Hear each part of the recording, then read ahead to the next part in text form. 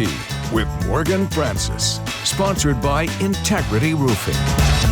Welcome into Turnkey on Queen City News Plus, your go-to show for everything real estate in the Carolinas. We cover the do's and don'ts of the industry, the latest market trends, and provide expert advice on navigating this dynamic landscape that we call home. I am your host, Morgan Francis, and on today's show, we are talking estate planning. Why a will is so important when you purchase a property, how attorneys navigate the sale when there are multiple owners involved, and the legal difference between buying with a fiancé and buying with your spouse. We are joined by real estate closing attorneys Myles, Owens, and Jake Pickett. Guys, we appreciate you coming on the show.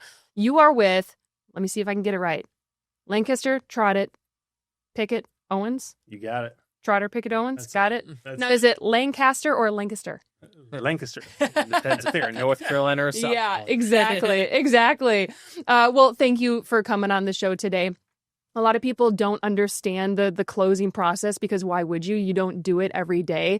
So what does that look like when someone walks in your door? They're all excited. They're finally here. And all they have to do is sign on the dotted line. What's all involved in that process?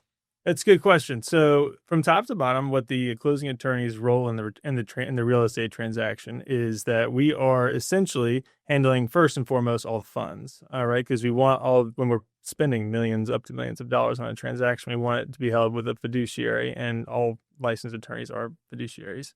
And we are essentially analyzing the title to make sure that there are no liens, encumbrances that are going to remain on the property after the buyer takes possession, and also facilitating the settlement and explaining to the buyer at closing what they're signing. Mm-hmm. How many people actually read the documents that you provide? Very few people. Very few people actually read all the documents. We do a good job, or we try to do a good job of explaining, at least summarizing what's contained in those documents. That way, at least the buyer is knowledgeable about the borrower is knowledgeable about what they're signing, so that at least generally they know what they're taking on as an obligation. And I've been there and have seen the closing attorney say, this is what this is what you're signing here. But at the same time, I can't imagine like the biggest purchase of your life that you're like, yeah, that sounds good. I trust you. I'll sign. You know, not looking everything over. I've had some folks come to my closing table and having previously redlined the deed of trust, which is the longest document in there, and asked me to go back and negotiate that document with the lender. I had to explain to them that's not exactly how the process works. Mm-hmm. He who has the gold makes the rules. And in these situations, those lenders, when you're buying a traditional residential home, don't really give you any power to negotiate that document. Yeah, not making probably a lot of friends in that transaction, but it is what it is. Jake, would love to hear from you. It sounds like, over the years there have been a lot of changes in the real estate transaction process. Sure. You've been in it for a number of years. How has it changed from your perspective? Well, starting off is the closing package. I mean, when I first started practice 5 years ago, the closing package was still 200 pages long. Mm-hmm. Now the lenders have really shortened it quite a bit. Most of them are running on what we call a hybrid package. What that means is that most of the documents that you would actually sign at the closing table are actually signed before you even get here through one of their e-platforms. So you DocuSign it or sign it electronically through their platforms. So the only things that clients are signing at closing pretty much anymore or the documents that have to be notarized. So it really cuts down your closing from, usually you're budgeting, probably spending about an hour at the closing attorney's office. Sometimes we have folks in and out within 15 minutes. It really just depends on how much the lender includes. The big trend, of course, has been the hybrid, and that's the trend throughout everything. I mean, you think about anything you do in life is, going towards an e-platform where you're docu-signing something as opposed to printing and signing and scanning it back in. So that's the number one thing that's changed. It's gotten a lot quicker, and then even the recording process too. Yeah. Electronic Absolutely. recording because for people who might not understand out there, you can't exactly go into the house once everything's signed. You have to wait for it to be recorded at the Register of Deeds. That would have taken till maybe the end of the day or the next day versus now it can be electronically filed, and 30 minutes later, you're good to go. You can now enter the property. That's exactly right. The Register of Deeds, I mean, that's a huge change because, like you said, you have to make sure that deed is recorded to properly transfer the property for you to get access to the property. In North Carolina. Yes. South Carolina is different. That's right. Exactly. That's the wild, wild west in South Carolina. But North Carolina, yes, it is. We make sure everything's recorded before we can disperse funds and before you can actually have access to your property. So doing it digitally and recording electronically with the Register of Deeds has simplified the process tremendously. So when someone's purchasing a home, it's a lot of money, and they're not going to own it forever. God forbid something happens. Why is estate planning and putting in a will so important from the legality aspect of it, from your side of things? So, for lack of a better term, you just avoid opening up a can of worms, really is the best way to put it. In our experience, we deal with estates and estates selling real property all the time. I mean, even today, I think I looked at 3 different title searches that included estates involved. And if without a will or some document that's dictating exactly where your property is going, or without the proper vesting that's included on the deed, then you run the risk of your property going to this asset that you've accumulated and paid down for 30 years of your life. You risk it going to someone you don't want it going to. And how can you? Let's dive into that. How could something that I pay for, let's say my husband and I pay for a property, and God forbid something happens, right? Why wouldn't it just go to our kid? Well, it could, and so that's the right question to be asking. And so in situations like, so let's just take a hypothetical. Mm-hmm. You and your husband are both on the deed to your property. Mm-hmm. If something were to happen to first your husband, it would automatically go to you since you're married, right? Which is the survivorship is Yes. the term, right? Okay. correct, or tenancy by the entireties, which is a Okay. specific label that we have for married couples specifically in North Carolina. Mm-hmm. So if something happens to you or your husband, your other whoever's living afterwards would immediately take ownership without having to do anything, Mm-hmm. right? That's the entireties or joint tenancy Mm-hmm. that we talked about. If you don't have that and it's just you on title and you pass away, it goes through, if you don't have a will, what's called intestate succession. And in North Carolina, that's set by statute. Mm-hmm. So we know exactly that way. There's no property out there that's unowned. Like there's always a lineage to track. Because what if there isn't a family member that it can Exactly. pass down to? So in a situation like that, what happens to the property? You were, I think, about to dive into that. Yes. So in your situation, it would go to if something happened to your husband first, and then something were to happen to you, your kids would actually inherit that property. Mm-hmm. But that's just happenstance in your specific situation. So Mm-hmm. let's say hypothetically, just to take an off the wall example, you didn't have any kids, Mm-hmm. but you had adopted, and I'm going to use that term loosely here, like you took on care of your sister's, your niece, Right. And you've taken them in as your own, basically, and you've always looked after them. And you were to pass away without a will, you wanted her to get it always. You've always talked about it, but instead, that property is not going to her. It may go to your parents if they're living. It could go to and split amongst your siblings if they're still living, but it will seldomly go to the individual that you want it to go to. And that's why a will is so important, is if you have a situation like that, which a lot of people do, they want to make sure they outline that specifically in their will. Especially in today's day and age where, families don't always get along. Right. And the one who's legally probably supposed to inherit the property might not be the person that someone wants to inherit the property. So, Jake, have you ever dealt with a situation where you have someone in front of you at the closing table and there's an issue with the will? Not necessarily with a will, Mm. because the will, we're looking at the testator, the person who passed away. We're looking at what their intent was. What's surprising, though, is, folks are always very surprised with it when someone dies without a will, the way that the property is split up. Without a will, you're relying on the North Carolina legislatures and the statutes to decide who owns your property. So there may be situations where, a parent may be involved, a child may be involved, a cousin may be involved, and, the rest of the family may not understand it. So we have situations where frequently I have to basically, I'll pull up, there's a chart. The North Carolina legislature has a chart that kind of explains how your property passes if you die intestate. And I'll pull it up and I'll show folks just to show them how exactly it worked out. But yeah, it can be a surprise for folks when they're like, why is our cousin inheriting the property? Like, why aren't we not just splitting the full proceeds for the property? So that's why we're always recommending make sure you have a proper estate planning in place so you don't have the legislature deciding who owns your property when you pass away. It's personal. It's emotional in that moment, and people can become completely different people in a situation. It is.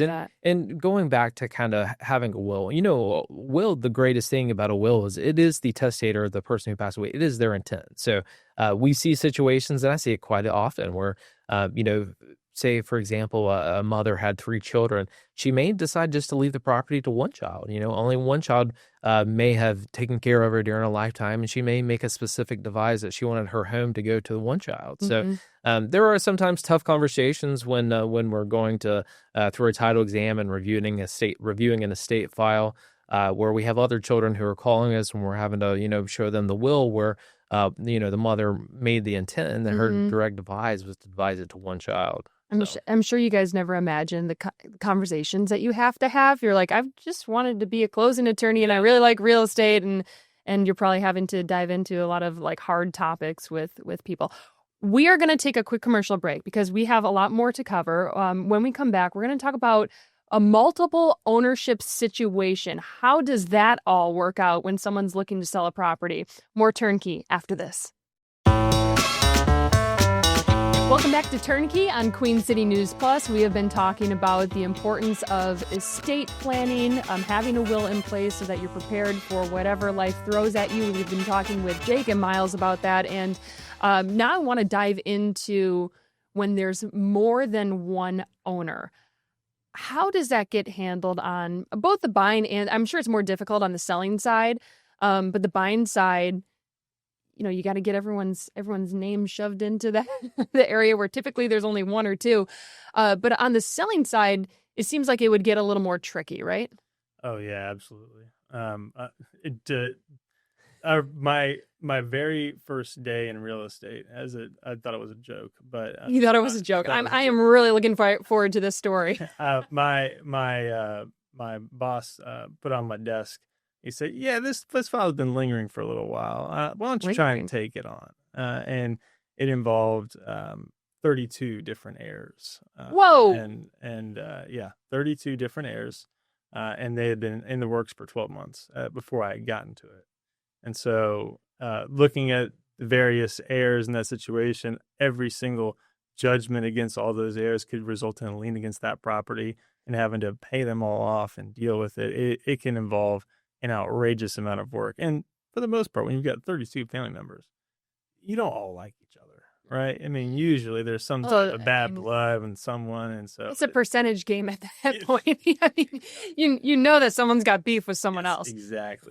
Exactly. But having to navigate that, and then sometimes I can't even find the heirs. Like the last time they saw them was somewhere in Georgia, and that was it. And please tell me this property was worth it.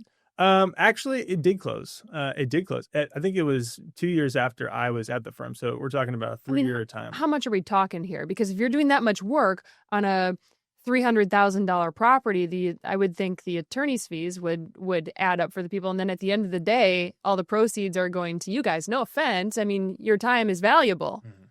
But please tell me the property was worth it for these people. Honestly, it probably wasn't.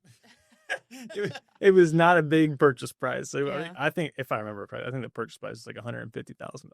Oh no! But it's not as much the legal work that goes into it. Yes, there's a ton of analysis, and have to get approvals from title companies to make sure they're going to ensure the buyer's ownership interest in that property.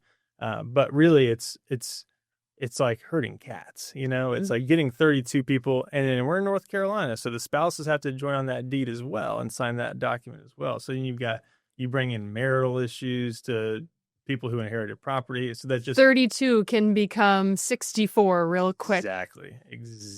Yeah. So it's just coordinating everything. So as far as the attorney's fees go, I actually don't remember how much we charged them, but I remember being very grateful when that transaction completed.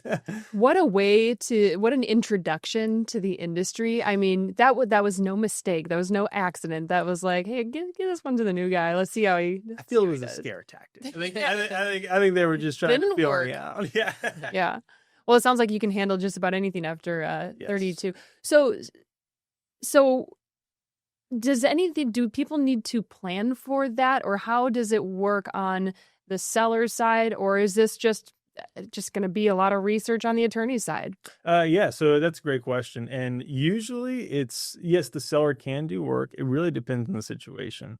Mhm. And sometimes we do kind of explain to our realtors as well, like what to kind of look out for.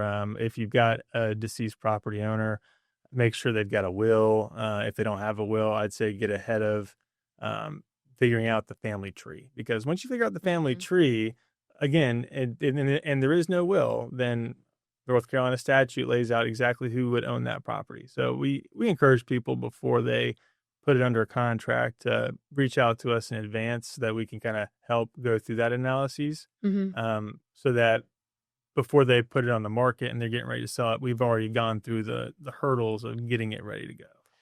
I want to try to tackle a topic that might be a little difficult to understand. The different types of tenancy.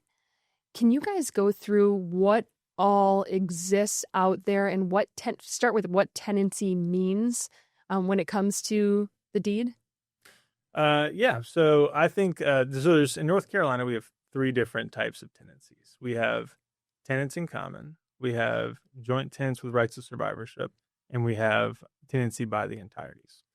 The tenancy by the entireties, which we already briefly talked about, is the title that's basically reserved for married couples. So when you go on the deed as husband and wife, you are automatically granted that status as tenancy by the entireties.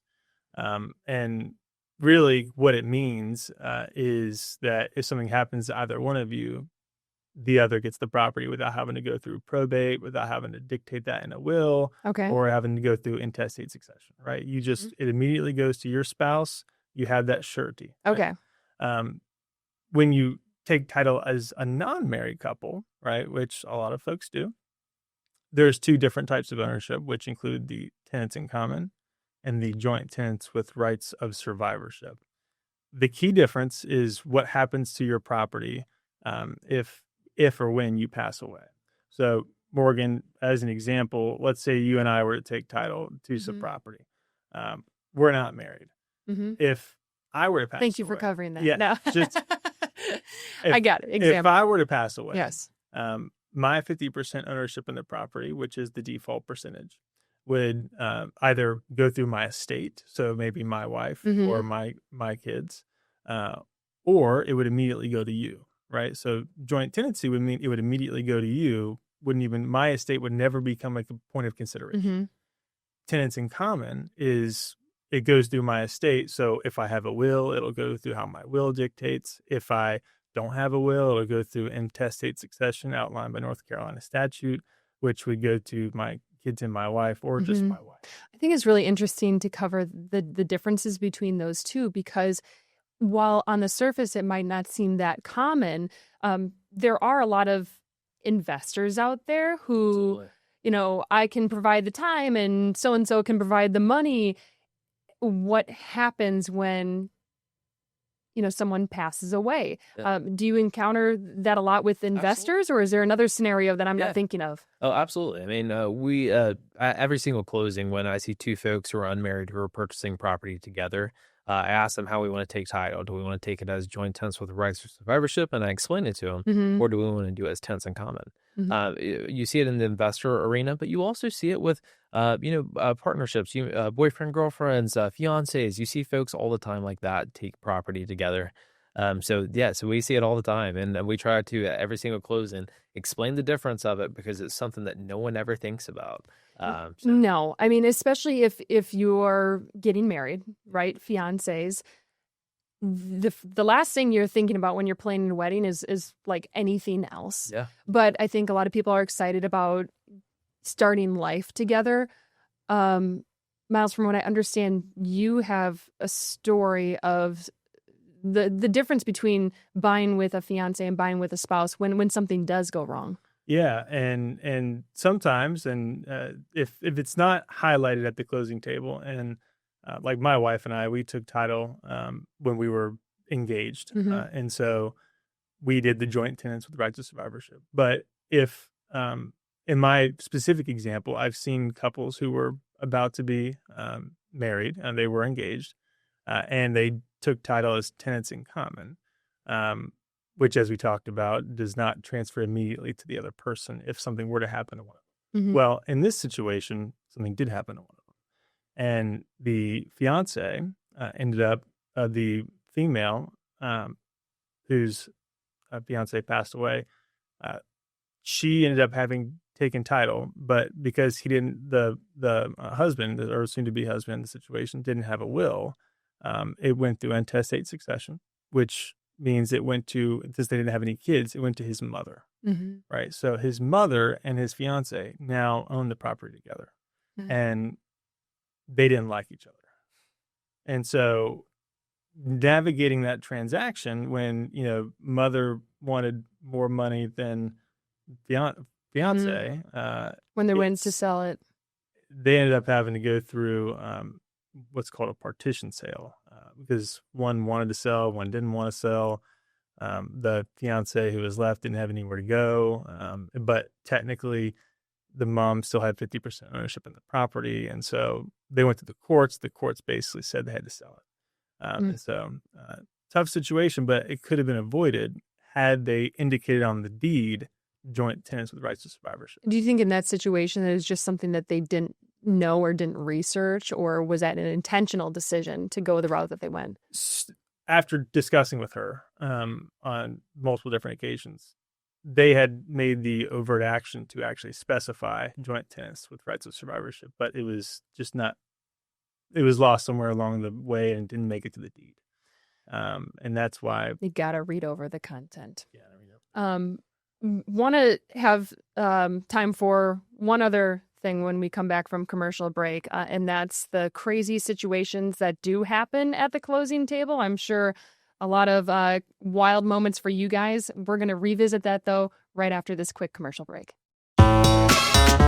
Welcome back to Turnkey on Queen City News Plus. We've been talking about multiple ownership situations when people go to sell a house. We've talked about estate planning, and now I want to talk about some of the crazy closing table stories that Myles and Jake have experienced. Jake, we'll start with you.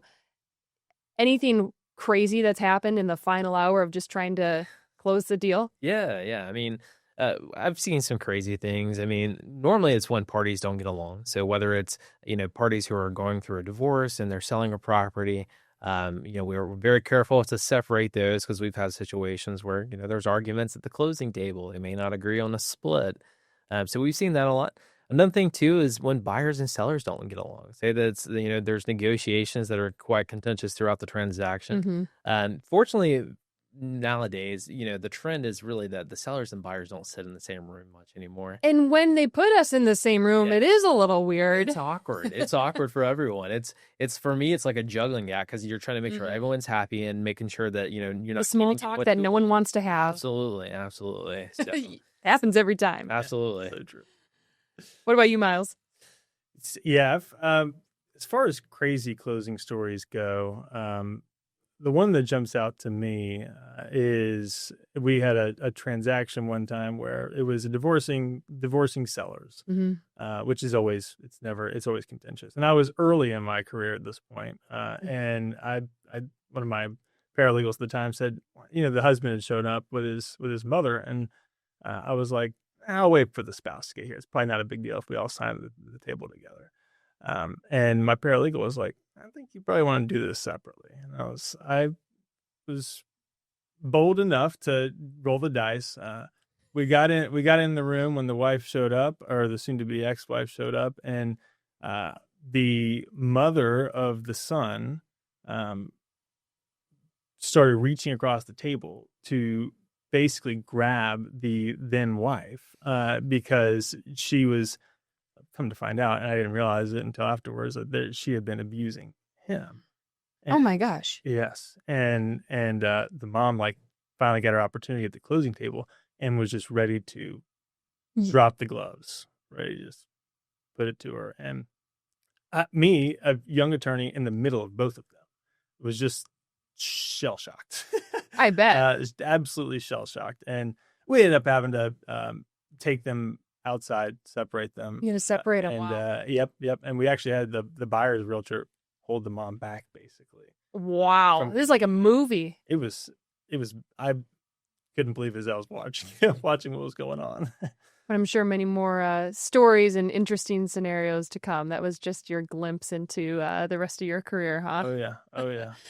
Well, I appreciate you guys coming on the show to help better educate us about the closing process and the importance of kind of planning for that and reading through the documents. Thank you so much for coming on Turnkey. Really appreciate you having us here. Yeah. Thanks for having us. And to everyone else out there, thank you so much for watching Turnkey on Queen City News Plus. We'll see you next time. Queen City News Plus. Just search Queen City News on your smart TV's app store.